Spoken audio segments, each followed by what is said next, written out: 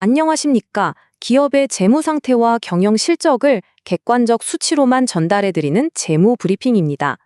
오늘 분석할 대상은 제주 반도체입니다. 2026년 1분기 실적을 바탕으로 브리핑 시작하겠습니다.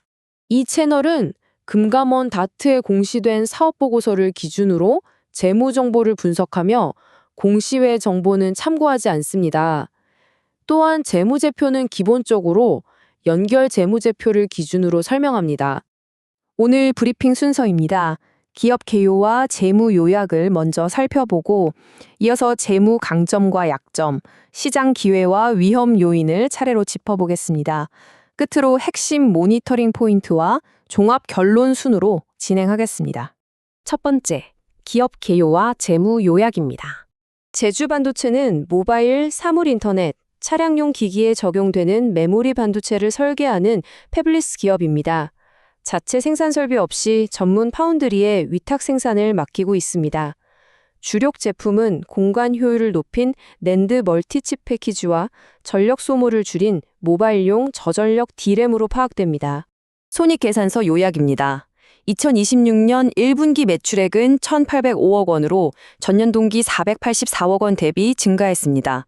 영업이익 역시 전년 동기 37억 원에서 당분기 671억 원으로 늘어났습니다. 이러한 실적 증가 원인은 두 가지로 확인됩니다. 첫째, 미국 관세 부과 조치에 대비해 고객사들의 선수요가 발생했습니다. 둘째, 주력 제품인 LPDDR4X의 공급 부족으로 단가와 물량 확보에 유리하게 작용했습니다. 같은 기간 매출 총이익은 742억 원, 당기순이익은 781억 원으로 각각 집계됐습니다. 앞서 말씀드린 671억 원의 영업이익을 바탕으로 보면 회사의 1분기 영업이익률은 37%로 산출됩니다. 이는 매출액 1,000원당 370원의 영업이익을 남겼다는 의미로 원가 통제와 판관비 관리 등 영업 효율성이 해당 분기 동안 일정 수준으로 유지된 것으로 확인됩니다. 현금 흐름표를 살펴보겠습니다. 장부상 산출된 영업이익과 달리 실제 기업에 유입된 현금을 나타내는 영업활동 현금 흐름은 마이너스 3,700억 원으로 순유출을 기록했습니다. 671억 원의 회계상 흑자에도 불구하고 현금이 빠져나간 이유는 운전자본의 증가 때문입니다. 구체적으로 거래처로부터 회수하지 못한 매출 채권과 판매를 위해 쌓아둔 재고자산이 늘어나면서 실제 현금 유입을 제한한 것으로 나타났습니다. 재무상태표 주요 변동 내역입니다. 1분기 말 기준 총자산은 5,340억 원으로 직전 분기 대비 59% 늘었고 자본총계는 3,052억 원으로 34% 증가했습니다. 가장 눈에 띄는 것은 부채입니다. 총 부채가 2,288억 원으로 직전 분기보다 110% 증가했습니다. 부채 급증의 주된 원인은 1,071억 원 규모의 메자닌 증권 발행으로 파악됩니다. 이 외부 자금 조달의 결과로 현금성 자산은 1,481억 원으로 직전 분기 대비 92% 늘었으며 장기 차입금 역시 1,118억 원으로 증가한 것이 확인됩니다. 두 번째, 재무상태표와 손익계산서를 바탕으로 도출된 재무 강점과 약점입니다. 재무적 강점은 세 가지로 요약됩니다. 첫째, 매출 증가에 따른 고정비 감소 효과가 나타나면서 영업이익률이 37%로 집계됐습니다. 둘째, 대규모 사채 발행으로 자금이 유입됨에 따라 단기 부채 상환 능력을 보여주는 유동 비율이 415%로 상승했습니다. 셋째, 매출 포트폴리오의 변화입니다.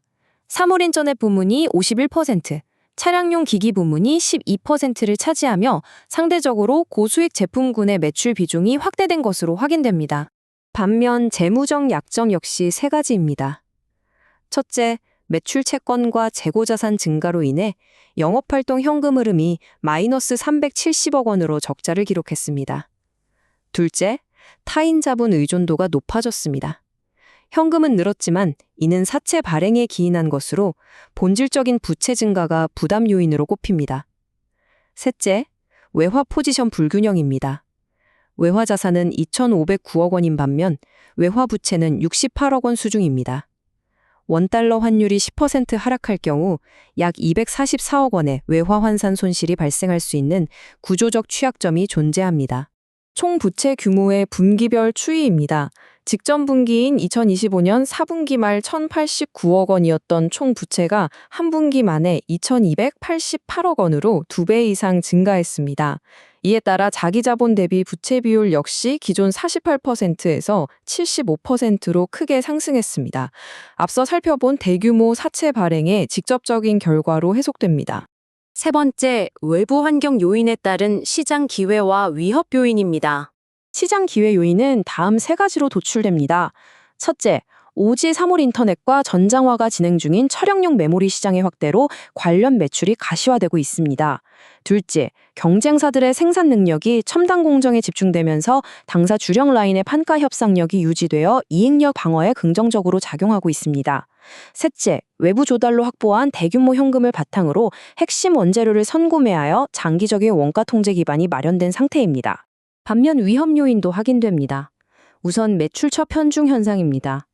1분기 기준 특정 단일 거래처인 A 고객사에 대한 매출이 1,300억 원으로 전체 매출의 72%를 차지하는 것으로 나타났습니다. 단일 고객사에 대한 의존도가 높아 해당 기업의 발주나 재고 정책 변화가 당사 실적에 직접적인 영향을 미칠 수 있는 한계가 존재합니다. 나머지 세 가지 위험 요인입니다. 첫째, 1,070억 원 규모의 미상환사채 잔액으로 인해 향후 1주당 순이익이 하락할 수 있는 희석 가능성이 존재합니다. 둘째, 미국 관세 회피를 위한 선수협 물량이 소진된 이후 차기 분기에는 수준 물량이 감소할 수 있는 기저효과 우려가 언급됩니다. 셋째, 1,773억 원으로 불어난 매출 채권에 대해 회수가 지연될 경우 대손상각비로 인식해야 하는 재무적 위험이 자리하고 있습니다. 네 번째, 핵심 모니터링 포인트입니다. 향후 기업의 재무 건전성을 파악하기 위해 관찰이 요구되는 네 가지 지표입니다. 첫 번째 모니터링 지표는 매출 채권 잔액의 회수 현황입니다. 1분기 말 기준 1,773억 원으로 집계된 매출 채권이 정해진 기일 내에 지연 없이 정상적으로 회수되는지 확인이 필요합니다. 이는 악화된 영업활동 현금 흐름을 흑자로 전환하기 위한 가장 기본적인 요건입니다. 두 번째 지표는 영업활동 현금 흐름의 적자 지속 여부입니다. 장부에 기록된 671억 원의 영업이익이 단지 회계상 숫자에 머물지 않고 실제 기업 내부의 현금 유입으로 원활하게 전환되는지 그 분기별 추이를 지속적으로 파악하는 것이 중요합니다. 세 번째 지표는 미상환 사채 잔액의 변동 내역입니다. 1,070억 원 규모의 사채가 주식으로 전환되는 시점과 규모를 추적해야 합니다. 이를 통해 주당 가치의 희석 수준과 부채 비율의 개선 여부를 종합적으로 점검할 필요가 있습니다. 마지막 네 번째 지표는 A 고객사에 대한 매출 비중입니다.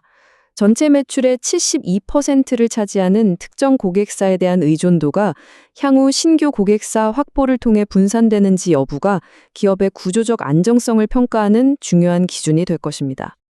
마지막으로 종합 결론입니다. 본 재무 브리핑의 핵심을 두 가지 조건부 상황으로 요약해 전달해드립니다. 증가한 매출 채권이 정상적으로 회수되어 현금 흐름이 흑자로 전환되고 3월 인터넷 등 고마진 부문의 성장이 지속될 경우 재무 상태는 안전 궤도에 진입할 것으로 분석됩니다. 반면 의존도가 높은 A 고객의 수주가 감소해 누적된 재고 자산의 평가 손실이 발생하고 현금 유입 부족으로 유동성 관리에 차질이 생길 경우 회사의 재무 건전성은 악화될 가능성이 확인됩니다. 이상으로 브리핑을 마칩니다.